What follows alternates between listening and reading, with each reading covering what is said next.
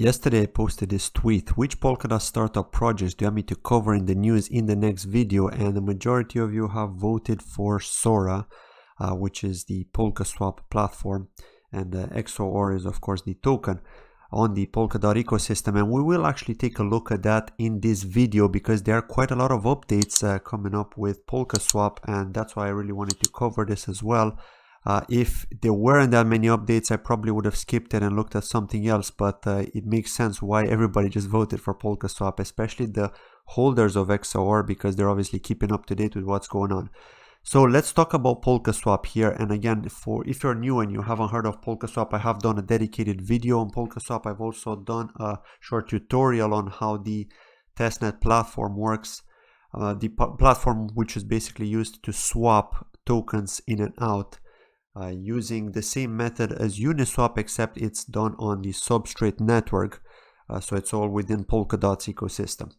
Now, probably the biggest news that we have from Polkaswap in the last while, which I wasn't aware of, is with regards to their bridge. So they've actually introduced the Sora network bridge called Hashi on the Polkaswap testnet. And again, you can actually get this set up and have a play around with it and to see how it actually works. Because obviously, if you familiarize yourself with this early, then when it comes to the mainnet, you will understand how the whole thing works.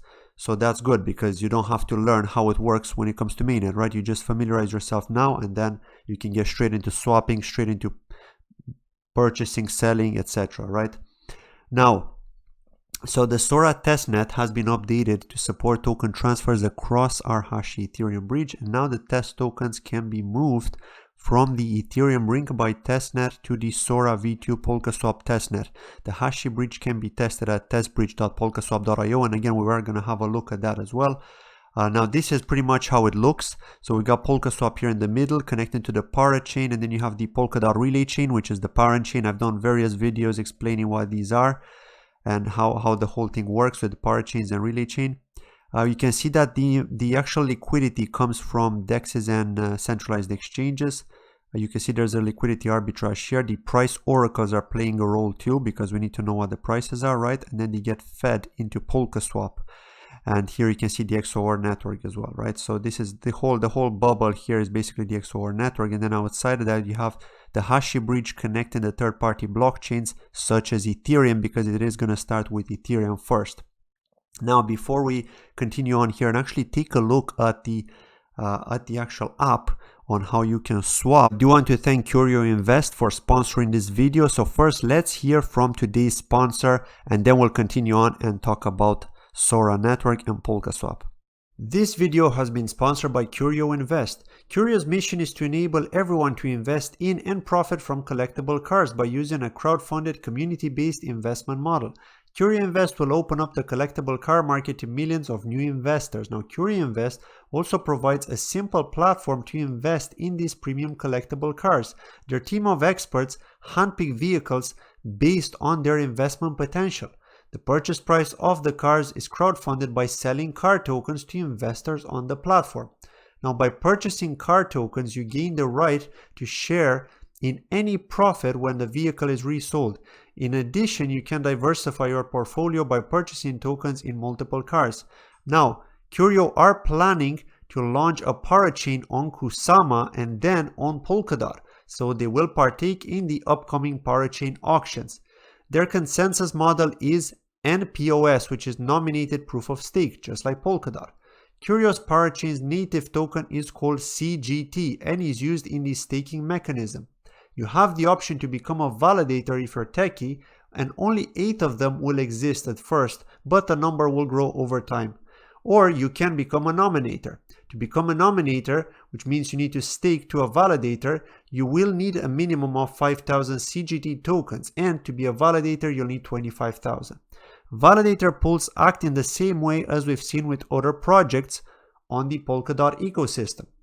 And what I mean by that is that the reward distribution is being spread out evenly across these pools.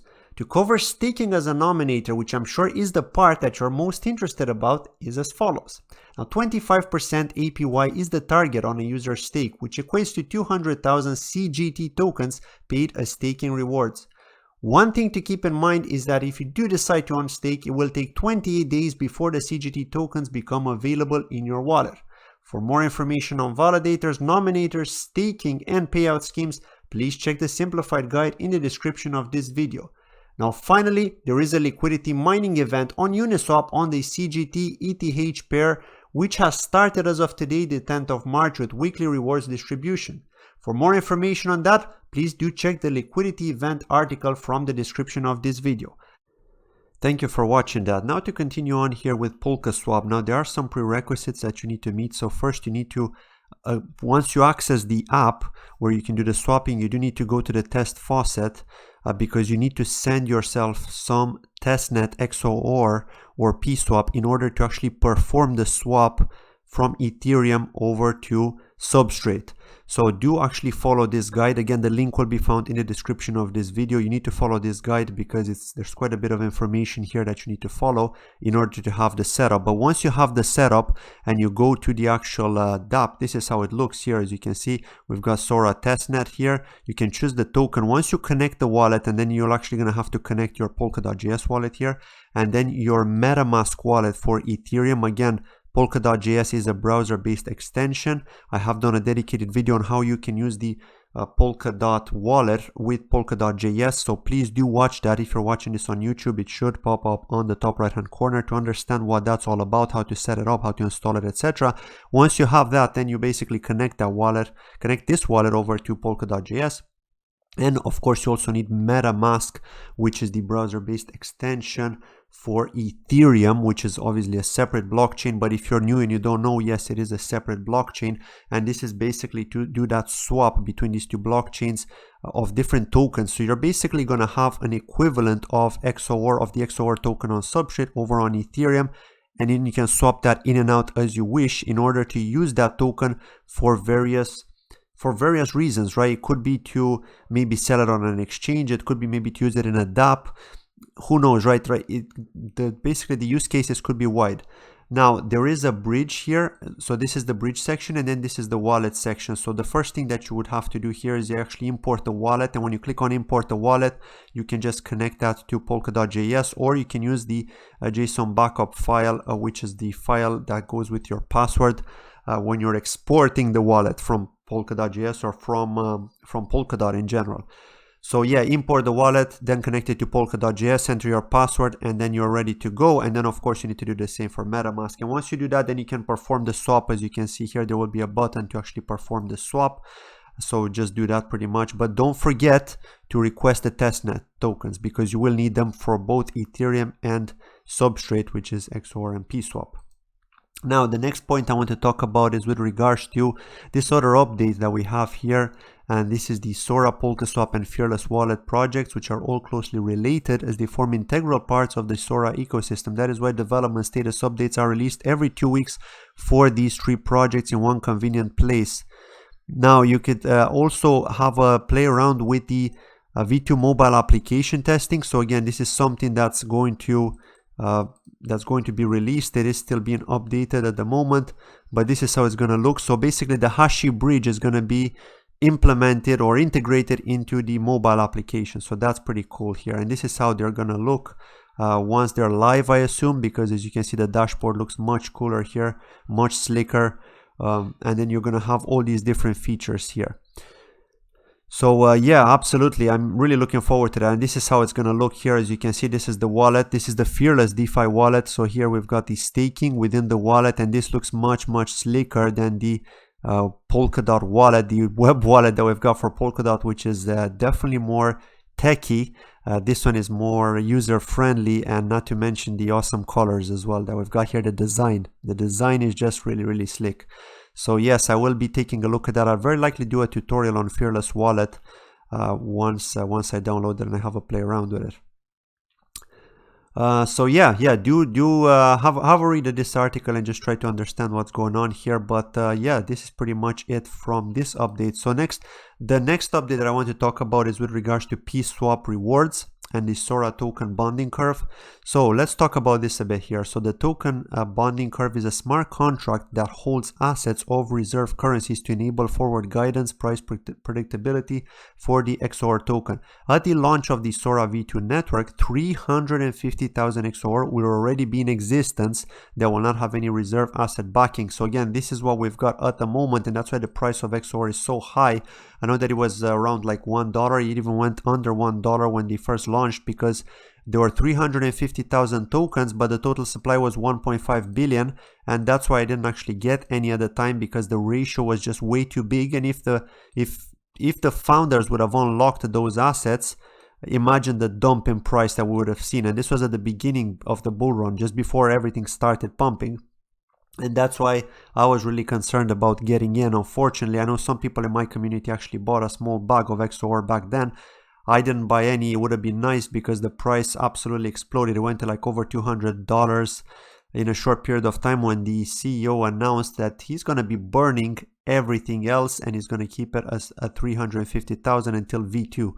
So yeah, that's why the price is doing so well now. Now, to help collateralize the token bonding curve, 25 million PSwap are provided as special bonus rewards when buying newly minted XOR from the token bonding curve.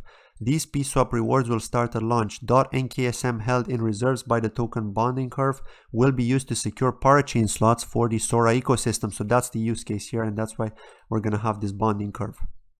Now, the Sora token bonding curve acts as the decentralized on-chain manager of the XOR token.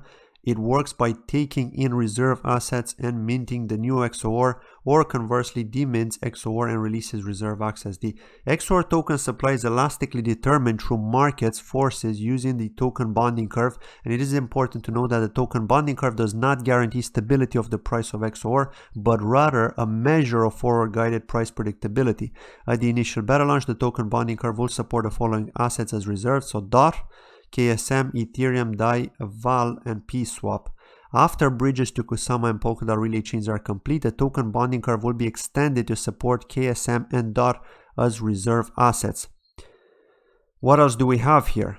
Let's talk about this. So to ensure that sufficient reserves in the Sora network are built up, 25% of the PSwap token supply, which is 25 million, will be used as rewards to those who buy XOR from the Sora bonding curve using reserve currencies, except for PSwap and VAL. PSwap bonus rewards for putting VAL and PSwap tokens into the token bonding curve are not available, as this would be analogous to selling VAL and PSwap, which would be anti-Sora-lutionary. Anathema, right? They're basically making fun here with using Sora in the name. After KSM and DOT are available on the Sora network, double rewards will be given to KSM and DOT, as these two currencies are needed to secure parachain slots for the Sora ecosystem. That's right, the Sora Parliament will join the parachain auctions using reserves from the token bonding curve. Now, my concern here is that more XOR is going to go into circulation, and how is that going to impact the people that are buying XOR right now at these humongous prices? If you've been buying below 100, because I know it was like 20 something, 30 something dollars at the end of 2020 after that big spike down. Nevertheless, I mean, it's gone up significantly. Now it's around 500. So how will that impact the new investors when more XOR will be in circulation, right? That is a bit of a concern from my side. Please correct me if I'm wrong here in the comments. If you've been following Polkaswap more than I did, and if you've been active in their Telegram group, I'm sure you're getting more updates there from their admin, because I'm not active in that Telegram group. I check it from time to time. There's just too many groups. So yeah, let me know in the comments below, by the way, how do you think that's going to impact the investor who's just recently bought XOR? Will they be absolutely wrecked, or is there some workaround for that, right? Because it's just concerning to me. With 350,000 being so low, any new coins or tokens in circulation is going to cause a humongous price dump if those people decide to sell, right? Now, what else do we have here? And again, it is a bonding curve method, so it could just be that the price might just continue to rise. But my concern is about the extra coins that are in circulation or tokens. So yeah, that's something. And yeah, please do check out the rest of this article here with reward calculation, how it's going to work. I'm assuming PSwap is going to play an important role here to make up for the possible loss which could happen.